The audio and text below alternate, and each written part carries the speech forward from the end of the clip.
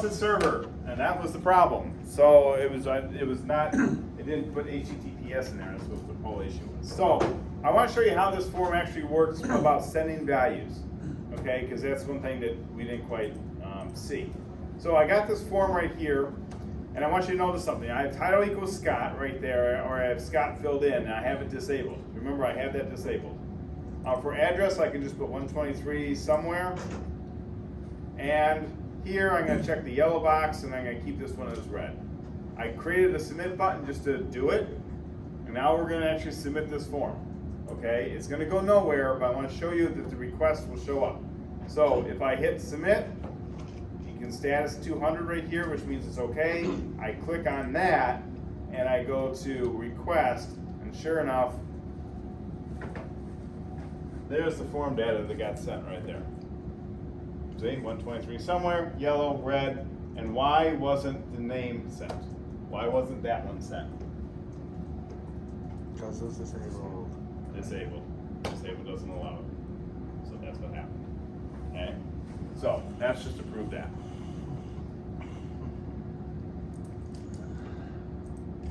Okay. So, right now. So again, in this, just to recap real quick, radio buttons in the same group had the same name. That's it.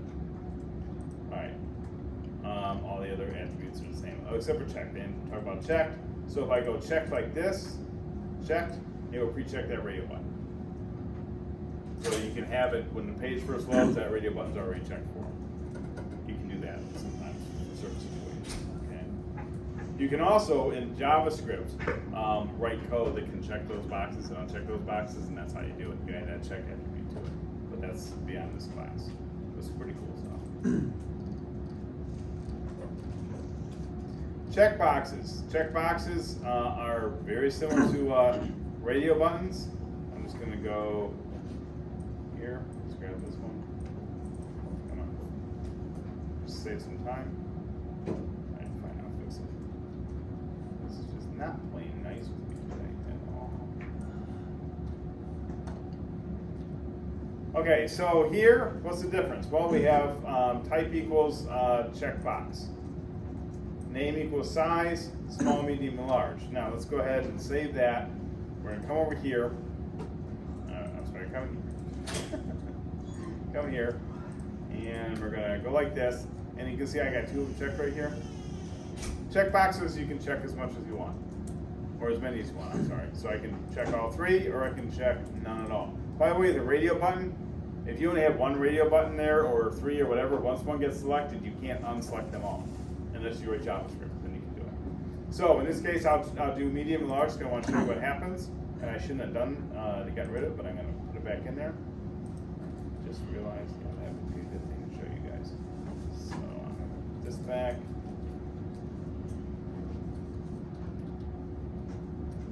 I put my submit button back. I'm going to come back here.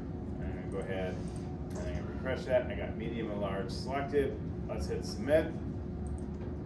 We've got our network going. I'm going to click here, the request, and you can see what the checkbox did. See how it has size right here? And it has 0 medium, 1 large. Right there. See that? Okay, now let's go over here. What do we have? We have 3 checkboxes, all have the same name. So what it did is it took them and did this with them. What does that, for those who can see it, what does that remind you of? What would you think that probably is? Was 0 and 1? Binary. Okay. Let's say, Box 0, box 1, that's like an array, basically. That's it. That's what I'm looking for. I was going to have to do the third one, see 1, 2, 3. Okay? It's an array. And the reason I'm making that point out is because that's how you deal with checkboxes. It actually gets pushed in this array format. PHP will decipher it back as an array, and you can actually loop through it. You can also make different names for them all too. Okay, it doesn't matter. You don't have to have it. Like I can have this. I'll just do S. I'll just do this. Just to do something stupid. Okay, so I just change the names a little bit, and I do this, or it's quick, and push it over because I didn't have them all the same name. One is SIZ and one is SI. I could also just call it medium and large, and it would still say medium and large. You can do whatever you want here. I'm just showing you how it works. Okay. Is this making sense to you guys? Yep. Tell me if it's not. I know everyone wants to leave, but it's important. Eventually, it's going to be important. Okay. So checkboxes, you can have different names for your, or different values for your names if you want to, because they're not necessarily relationship. If they're all the same though, then it's going to be like a little array thing. That's all. And then you get to write an array on the other end too. Yes, you will be dealing with this. So this is the problem: is I teach this now, and then 5 or 6 weeks later, you actually have to implement it. And so we're trying to remember your notes where with like, because you're going to see checkboxes again where you're going to have to parse them out.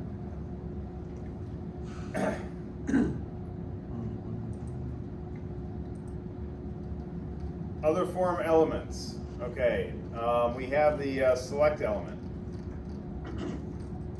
All the way down here. Very simple to do, except that when I write it over multiple pages, that was, or the page, that's for fun. But fix it. So we're gonna come in here, and I'm gonna create. Let me get rid of this. Create a select box. Get rid of that. All right. So I'm gonna get rid of this right off the bat. Boom. Okay. So this is a select box, and the way it's written is you have select, an opening select, a closing select. Inside of there, you don't need this ID of color. This was just because of what I had before. If you have it labeled there, you'll need that obviously. By the name of color, so that's what's going to be assigned. And then I have all these colors right here, and you notice that I have the second one selected, it's red right there. Okay, so once we save this and we go over to the browser to take a look at it, and we do this, because I sent it as a form as well. Look at that. Red's the first one selected, but if I click the down arrow, there's the rest of my selections. So I can select anyone I want. Okay? That's a single selection. That is like a drop-down box. That's what they call it. Okay, single selection drop-down box. Really easy to build. It's just select, name equals color, and all these options. And now how do you make that color that you've selected go into the variable or whatever? Where is that going to be at? Well, because whatever you select here is going to be attached to color. So it's ask, oh, okay, I get it, yeah. So it'll be color equals like red. Yeah, okay. That's how we do it. Okay, so now we come in here and we have size equals, and we're going to do 3 just for fun. I save it like that, come here, refresh, and now we have what's known as a multi-list box. It looks crappy because the size isn't very good, or because the width isn't very good. But so the multi-select box, it does have that red selected, even though we didn't see it. Let's do it again. See how red's selected by default? Now, the multi-select box, what you can do is you can actually select any other one you want. You can also hold down the shift key and select groups. Well, you're supposed to be able to. Oh, I didn't do multiple yet. No, I'm sorry, you can't. I didn't change that yet. This is just allowing you to do one, but showing the whole list. So you just scroll up and down the list. Okay. You can also, if you want to, I gotta have myself on a multiple thing. Let's say if I put in 10, that would basically give 10 rows, and so it will look like that. And there's no scroll bar. The scroll bar will just show up by default. Okay. Here you can only select one so far. Okay. I got ahead of it. We got one thing I gotta write. If I want it to be multiple, all I do is I write multiple, and that's it. Not multiple equals anything, just multiple. Save that from here. Now what it allows me to do is I can say highlight the blue, hold down my shift, highlight the purple, grabs them all. Or I can hold down I can hit blue, hold down control, go yellow, green, select them all like that. So if I hold down shift, it's going to just take whatever my first one is, my last one in, grab them all. If I hold down control, it would be whatever ones I click on while I'm holding down the control key. I keep the control key down, click on the separate ones, that's it. Okay. I click submit. Since we're having so much fun doing this, click that, sure enough, color 012. Does the same thing checkboxes do, puts them in that array format. Now this you can't get away from because you have to only have one name, so it's going to do it like that. But most of the time, what do? We don't have the size. No, I'm not saying that it's always, but most of the time, it's just a simple. Oh, sorry, I don't want that. It's just a simple drop down like this. That's all it is.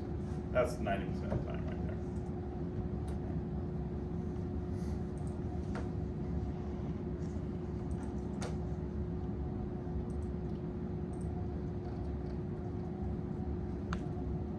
Just different examples of it. This one, uploading a file. This one is fun. So we'll just do this right here. This one you gotta be a little careful of. And let's see if we have. Yeah. So I'm gonna come.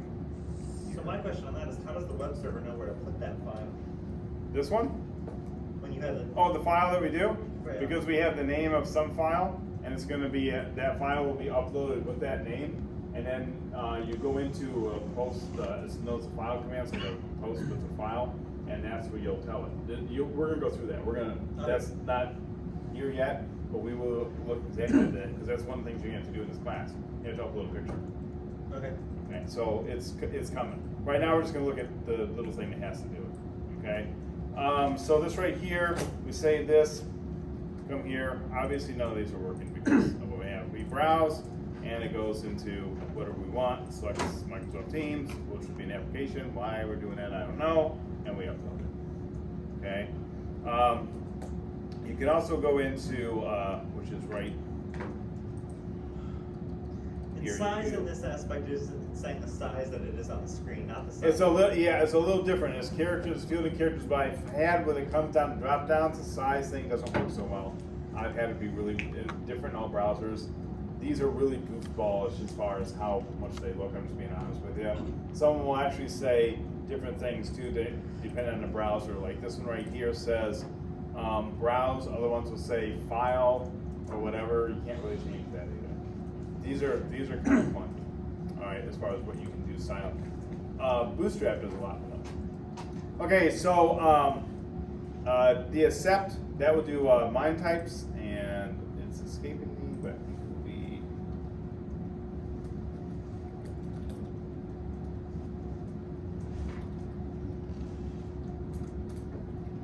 Hopefully I wrote that right. And we'll go back here. Come here. See what it did? Portable document format, PDF. So what it's doing is it's looking at only for PDFs. Now there's none that I can see. Now, if we go here, we can go all files. So it's not really all that great. You gotta remember, this stuff was designed as conveniences for users to say, hey, we only want them to upload a PDF, so we'll just make it convenient for them and not have it only look for the PDF.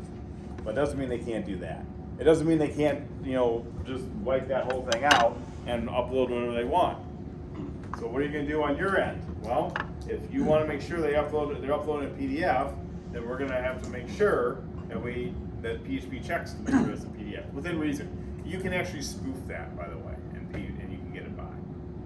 But Yeah, how is it checking it? Is it just doing it like there's a MIME type setting that's inside of the file upload, and you put in a MIME type, it'll check for the PDF right there. But you can spoof that, so you can actually go into the structure of the PDF itself, have it look like a PDF, but it actually isn't.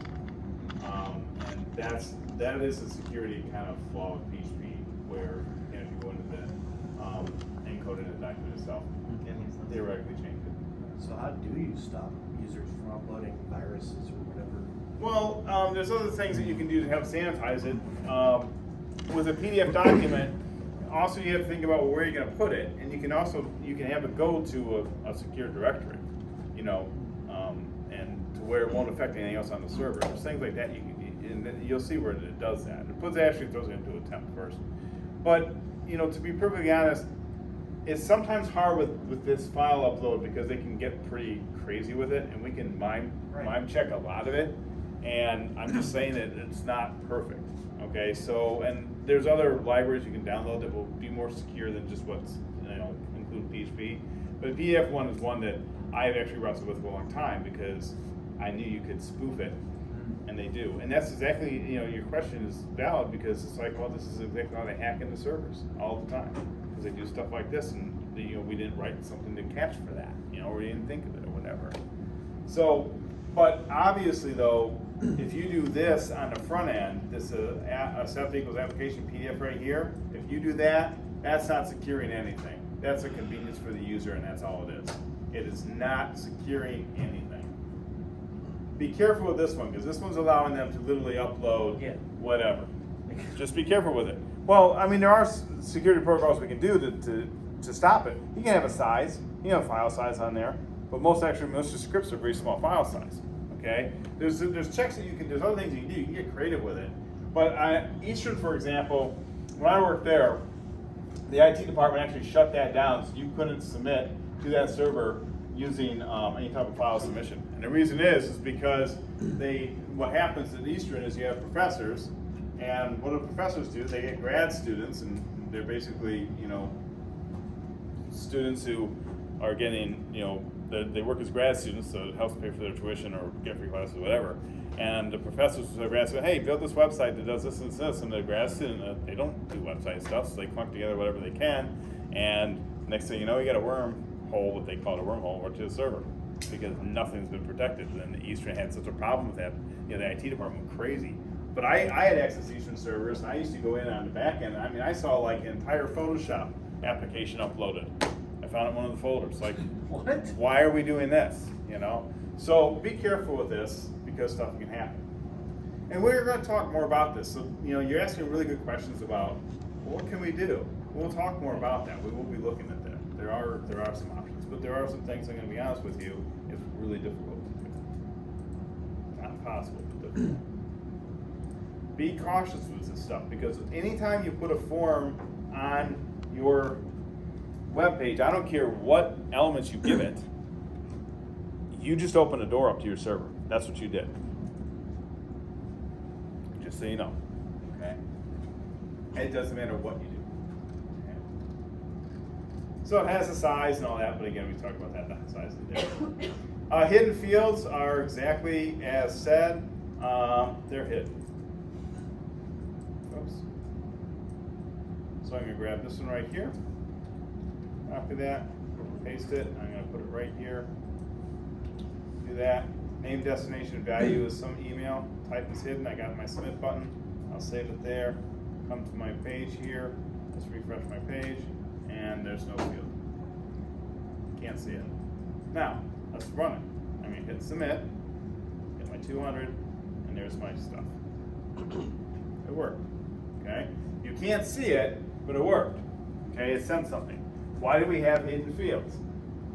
We have hidden fields because, again, sometimes what we're doing is we have multi-part forms where the first part might be your address, whatever, or maybe just your name, and then you go to the second part on another page, and what you've done is you've actually moved the name over, but you don't want them to see that part, so you hide all those fields, and you have other stuff, or you just want whatever, behind-the-scene information to be going through a hidden field. Do not put sensitive information to hidden fields thinking people can't see them, because that is not true. If you look at this page and you go to view page source, there's the value of the hidden field right there. So don't do that. It's not hidden. It's just hidden from a user who doesn't know any better. Okay? Just a general user, that's who it's hidden from. That's it. Now, one of the things that I did, that actually wasn't my idea, and I think it worked, but it was kind of clever, is I was given a task. This was years ago, again, and it's when CAPTCHA was kind of around, but it wasn't as sophisticated as now.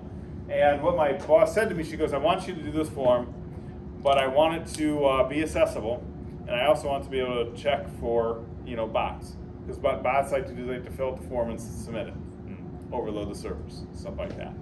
So, or just put crap information on your databases. And so I'm kind of like, ugh, I'm not really sure. I'll research that out. She didn't want me to use CAPTCHA because at that time CAPTCHA wasn't accessible. Now it is. And so I basically came across it with someone else's idea, but it made sense. I created a form, and the last field of the form was a hidden field and it basically, I called it nobot, and it had no value in it. And so what my script did is my script checked to see if it had a value. Now this isn't a 100% thing, but it actually kind of works. So my script checked to see if it had a value. If it had a value, it rejected it. If it didn't have a value, it didn't reject it. Now here's why. Because a user who's just a general user, they're not even going to know it's there, and they're not going to fool with it, right? So they won't even know it's there. They're going to hit submit, and everything's going to be fine. What is a bot going to do? A bot doesn't see pages with eyes. It doesn't have eyes. It reads code, and all it sees is an input field. Puts in some input. Now I caught it. That's how it worked. Is it perfect? Of course. But it was interesting. Another example. Any questions? You guys still okay with this stuff? Just give us the assignment. Sick of HTML. This is supposed to be PHP class. I get it. Okay, buttons. Mostly you're going to be doing the input button, but you can do the other one, which is just a button like this.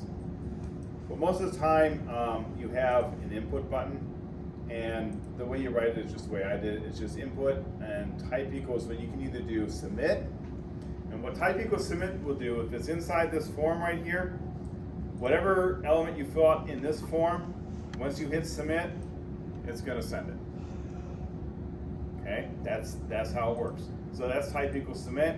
You also have type equals reset, which is stupid. Please don't use that, because what people like to do is they like to put submit buttons and reset buttons right next to each other. So they have one here that says submit, and for whatever reason, they thought it was a good idea to put the reset button, which you don't even need, by the way, right next to it. And then what happens is the person gets to spend about 20 minutes, it's always on the long forms, right? It's never on the short ones. They spend about 20 minutes filling out the form, and they accidentally hit reset instead of submit, and it starts going. Now some browsers you can do backspace and you're there, okay? But a lot of times it's completely gone. So what I'm trying to say about the reset button is, it's really not that necessary. You can do them in JavaScript, it's a lot nicer, or whatever. I'm kind of not a fan, you might be. But just let you know there's problems with them, because that's what they'll do. They'll reset the entire form. So that's type equals reset. Don't use that. You're going to be using type equals submit. The value of the button can be whatever. So I can write login here, and I can write submit here, which is what I'm going to want to write. And I can save it like that, and I go like this, and I can go like that. That resend, by the way, is just going to resend what I did before, and then it resets the page. I don't like that, so I'm doing an actual full reset here. See, it says login right there. It's just a value, just a submit button. The other one that you can do, but we won't be doing in this class, but I do them all the time, is type equals button, and that one doesn't do anything. It's a generic button. I use them all the time. The reason I use them is because I do almost all my stuff using something called Ajax, which is now the Fetch API, but it's been actually fetched for a while. But it uses JavaScript to do a lot of this. Okay, so I do my stuff like that because it's really cool the way it works. But then again, people shut off their JavaScript and then it doesn't work. Yeah, I've had to turn it on for some sites. So yeah, some sites of YouTube won't work without JavaScript. So anyway, that's 3 types of buttons. They also have this one that is really kind of lame anymore, and I don't have an image for it, so I can't give a good demonstration of it. But this one is input type equals image, source equals image, submit to GIF. And what this is if you use type equals image, it's a submit button. But what it's allowing you to do is have a graphic attached to it instead of that standard little button looking thing. Gotcha. The reason, and I don't have a graphic I could show to you, the reason that it's crappy in my mind is because it's so old school. This was great in 1998. This was wonderful, okay? Because we didn't have all the cool stuff we have today. But you can, if you want to make other elements on your web page clickable, learn JavaScript. Because with JavaScript, you can make anything on your web page clickable. Anything, any image, any graphic, anything you want. And you can make it do cool things when you click on it. So, you know, for just a form, basic with no JavaScript, okay, if you want to have some fancy little image that looks like a button, that's fine. But if I was to, before I go down this road, I would just JavaScript it and I can make it look really cool. So I'm just letting you guys know, this is very old school. We won't be doing any of those, but they're there still. Just really old school stuff. What are you gonna do? You're gonna do input, type equals submit. That's what you're gonna be doing every single time.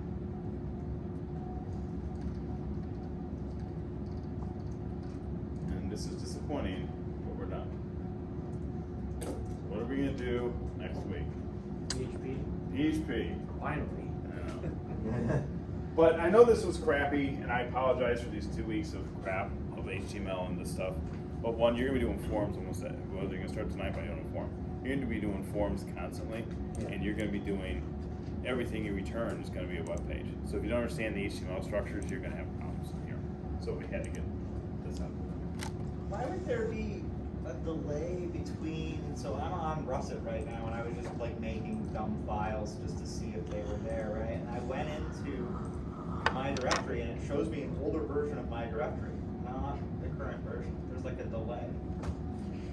I have no idea what you're talking about. Yeah, well, right? That's definitely Russet. I'm in assignment 1.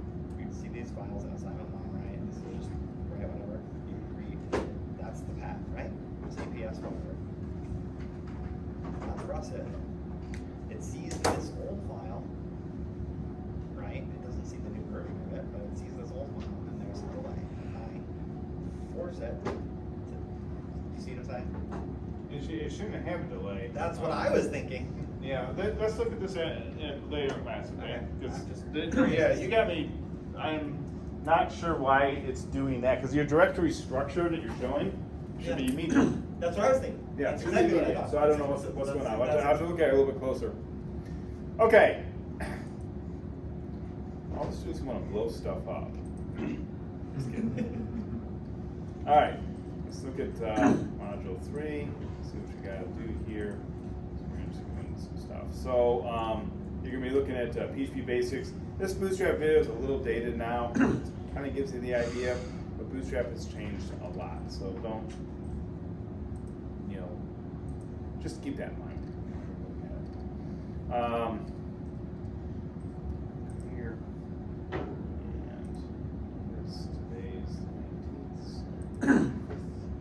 That's for the quiz that you guys enjoy so much. And here's the assignment 1 submission.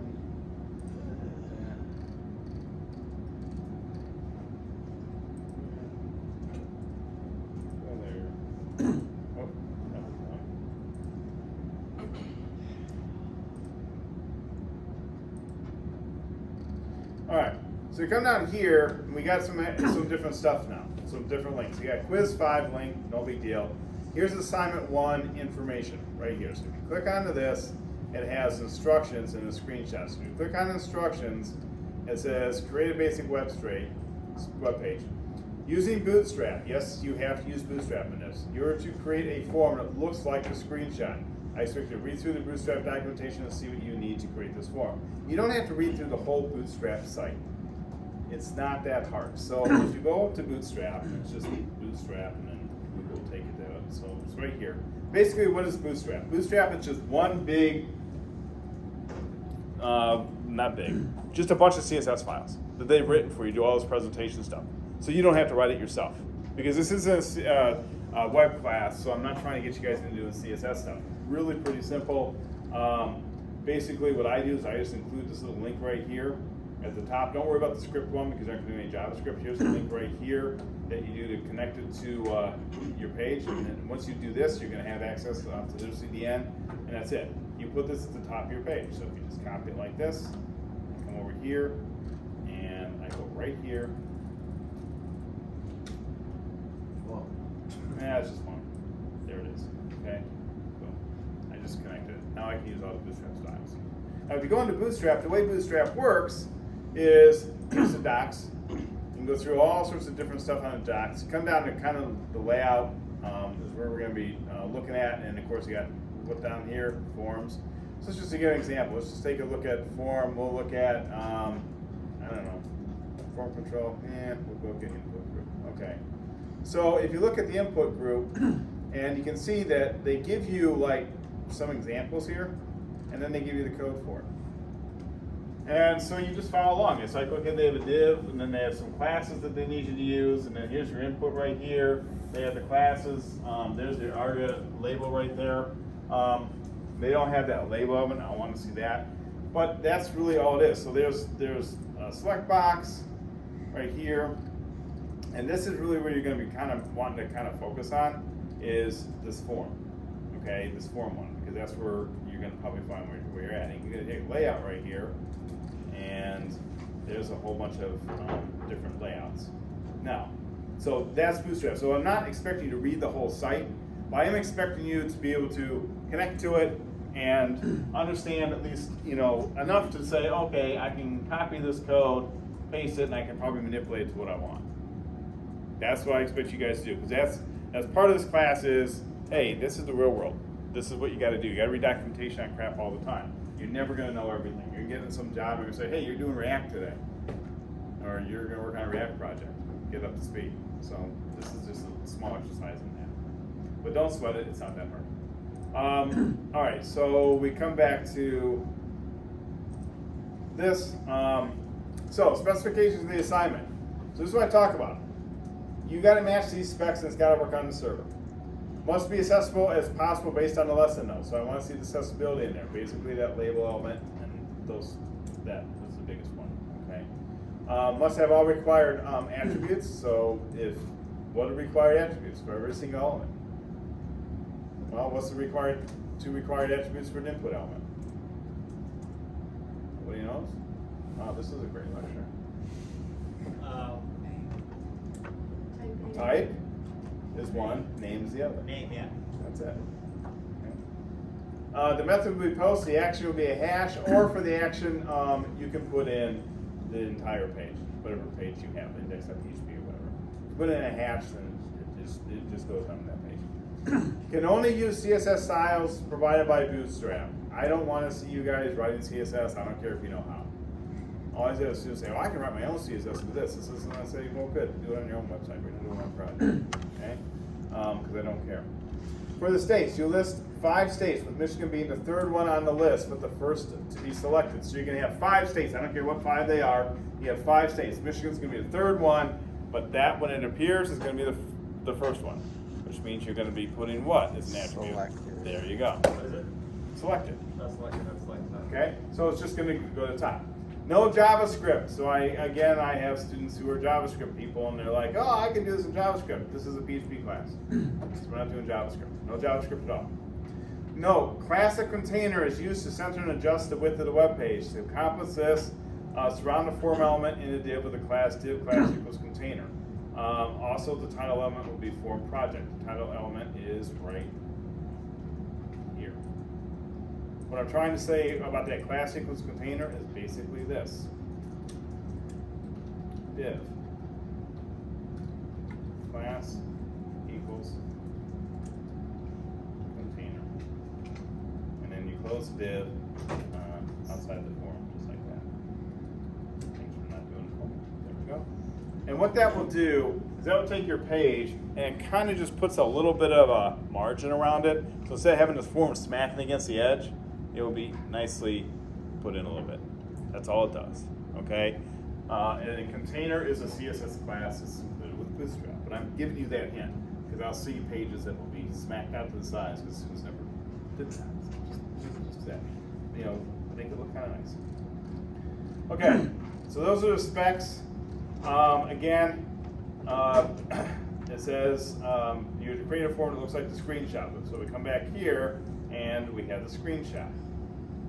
Now, all I'm asking you to do is build this. This you don't need. You don't need to do this graphic. You don't need to do web pages to build. You're basically doing this part right here. And I say that because I had students try to do that. They tried to do that. Okay. So that's what I'm asking you to do. You know, you got first name, last name, address, all this type of stuff. Here's the Michigan State thing. I want your form to look something like this. What I mean something like this is, within reason. If I look at this and I look at yours, it should look the same. I'm not gonna pixel perfect it, I'm not gonna measure everything out to make sure it's exact, because I don't care. I just wanna see, can you build that? Can you make that? That's all I'm asking you to do. Can you make that? Just an HTML page, that's all it is. Okay, okay, good? That's your project. You come into here, and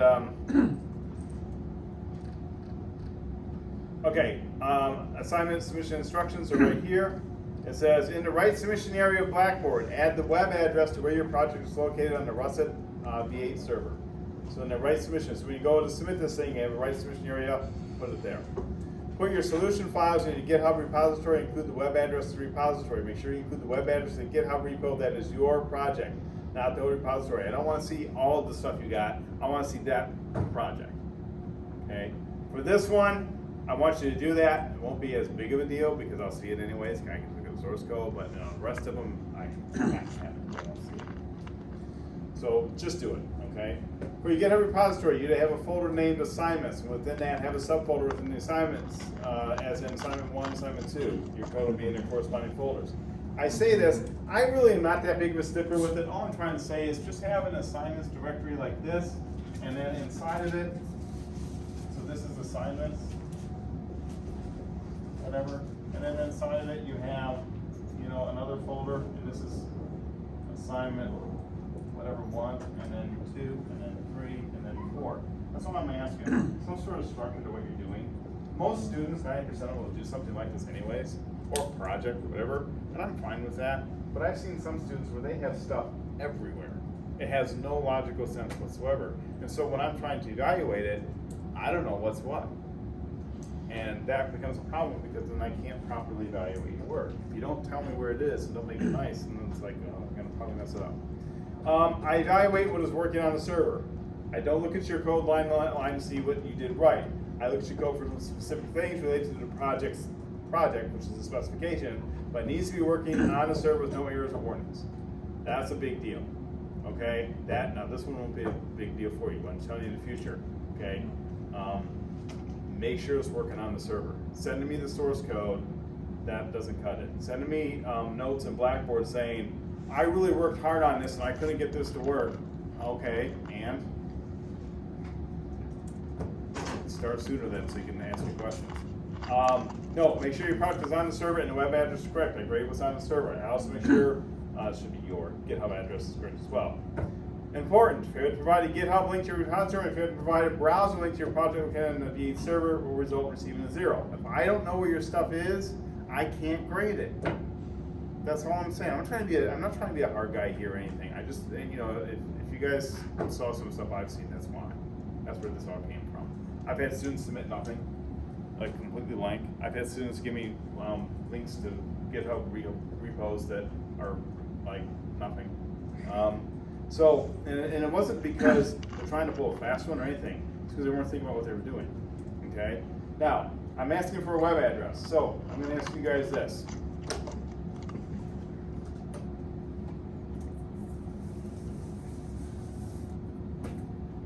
What should your web address probably start with? HTTPS. Okay, good. But what will I most likely see? We'll do that, that's good. And then what's in the next instance? Everyone in this class is going to start with. Yeah. Okay, we got this, and then what's going to be the next thing? GitHub. What server are you going to? Oh, Russet. There you go. Okay, Russet. V8, and then it goes on and on, right? Yeah. Okay. Just want to make this point, okay? What does this go to?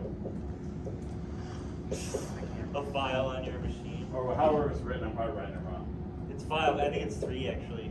But yeah, it's file on your machine. Yeah. Can I see that? Can I see that file on my browser, on my computer? What does that say? It's File, colon, it's probably written wrong, 'cause I slashes. don't know, maybe just 3, I think you're right, Jason. It's going to the C drive. What I'm asking you guys is, can I see this web address on my computer? No. If this is a file on your computer? Then why would the student submit this to me? Because you know what? Because they It didn't happens read. every semester. They didn't read the directions. Well, they don't understand. They're doing it on their machine because it's an HTML file. They can get away with it. They see it. They copy that address and don't realize, no, you just sent me a file that's on your computer, not on the server. So, and again, I'm not trying to be a tough guy. I'm not trying to be mean or Gestapo. I don't want to be. I like to give 100%. I don't like to give zeros. That's my game. I love to give good grades. I love people just to ace this class, man. That's my whole thing. I can't give good grades when I get this because I can't see it. Okay, so don't do that. Okay, make sure you submit it right. How do you check it? Man, whatever you give me in Blackboard, just copy, paste it in the browser, and see if it goes to where you want it to go. It's like a 30-second check, and you'll know. I know. I say that. A couple people do it, and then they get mad at me. I'll learn for next time. So I'm not trying to be a tough guy. I'm not a tough guy. I want you guys to submit stuff the way you're supposed to. Here's the submission. So basically, you can upload your file right there. And it says in the instruction, it's the right submission area. Blackboard likes to change things like monthly on me. So it is now the create submission window. It's this one right here. So you just type in your web address to where it is on Russet and your GitHub address. All I gotta do. Now we have it. It's worth 100 points to you, and every one of you can get 100 on this easily. It's easy. Okay. That's it. You guys have a great night.